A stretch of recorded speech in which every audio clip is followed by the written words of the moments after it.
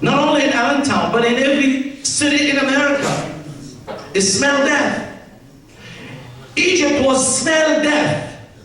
Till these midwives said, no, I'm not going to do that. And if you read the chapter before that, the midwife said, no, I am not going to do that. They were so convicted, and they stopped. They stopped killing any baby. So Pharaoh heard about that. He started looking at the immigration. Listen, wow, these Hebrew are increased. How come nobody killing these boys? He called this midwife quickly and said to them, how come you're not doing it? You're not following the law. You're not following what I said.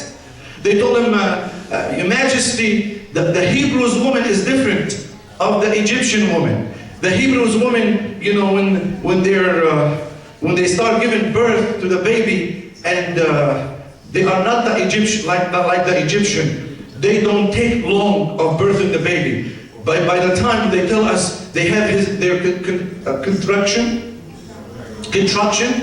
by the time we come, the baby was born, so we could come. And the Bible said that God rewarded this midwife and gave them family because they chose life and not death. Today God's looking for people who choose life, not death. And I'm not talking about abortion at all. I'm talking about choose. Mom, all of mother here's always you wake up every morning and you have to make a choice. And that choice, life or death. Godly mothers always choose life. This widow, this midwife, had chose life. So Pharaoh find another way. So he made it degrees. He said the law, Supreme Court law, said every boy born from the Hebrew must be drowned in the Nile. Doesn't matter. You have a baby boy, you have a baby girl, you keep him. See, those kind are not a threat to our society. We need them. We need a lot of maids and we need a lot of stuff. But the boys, we worry about them increase in the Hebrew society. And then what they're gonna do, if Egypt went to war, that's what they advise him. This group may turn against us and fight against us with our enemy. So they make a law that every baby boy born to the Hebrew must be drowned in. And here's the story. One man, he's from the house of Levite, went and his name, if you go back to chapter 6, or go farther, chapter 6 will tell you what his name. Moses' father's by name is, anybody can tell me what's name? His name,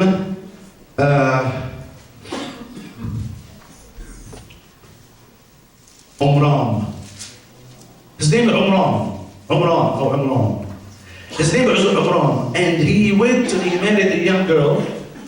The fact he married, in chapter 6, he married his aunt, his mother's sister, who's become Moses' mother. You're talking about confusion, yeah. Don't you have this confusion in our society? We do. There's no different in that society, in our society today. What's confusion? So she married, and her name is Jochebed. So Amram married Jochebed, and they have a little baby by name is Moses. Well, they didn't even name him because they didn't know they're gonna keep him. But the mothers, she know the law said she cannot keep this boy. The mother know that if the king, if Pharaoh or any of the soldier, they could walk any minute to take that boy in front of her and put him, drown him, put him under the water in the Nile till he died and let him go. But she didn't care. She knows she lived in a society of death, smell death. But she said, no way, I am not gonna choose death because the law said that. I am gonna choose life because he's my son. I am a mother. Do you see how great mother? Great mothers is always choose life over death, no matter who said it. And we're gonna see a little bit further. So she hid it. She hid this baby for 3 months, the Bible says. Even in New Testament, in Hebrew, tell us she hid him for 3 months. Till the time that she cannot hide him anymore. Why? Because now he started crying loud. You can't hide the baby after 3 months. She couldn't hide him anymore. She was afraid. But she said, even so, great mother, I am not gonna drown my baby. Oh my goodness. So what she did, she went and made a little basket, little casket, and put him in the little basket and put tar in the front of it and put little inside a nice blanket and put her son in that basket and close it. And she did not take it to inside the Nile where is the wave and the current very heavy and deep. She went and she took him right to the bank where those trees laying on the bank, and she left him there in the cools and in the shadow of these trees. With her deep faith that somebody will find this baby and this baby will be safe. My goodness. She took a chance. She could go to jail for that. She didn't care. She could be deaf. She didn't care. She didn't care. She said, that's my baby. So she put him and she said to her daughter, Miriam, go ahead and watch this baby. Watch him. And the baby went in this bench, next to this, on the bank of the Nile, and with the casket, and his sisters from distance, you watching him.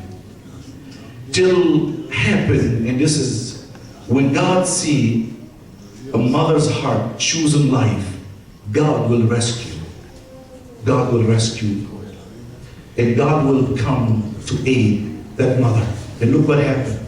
She happened that Pharaoh's daughter was going down with her girls and slave girls who are made under her. She's going to take a little swim in the Nile. Young lady, she's the daughters of the Pharaoh. And as she's going down, she spot next to this benches, under this tree, this little casket, or little basket. Basket. I want to call it casket, but basket. Basket. And she said to one of her girls, go ahead and pick this basket up. She brought it to her, she opened it up, and here's baby, beautiful baby in this, and he started crying. And the Bible said she felt sorry about the baby.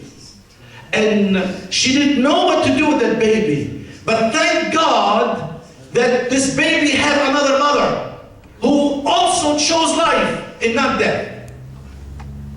She know her father's law said and she said in word, this is a Hebrew's baby, which is the law. The Supreme Court said this baby must die, drown.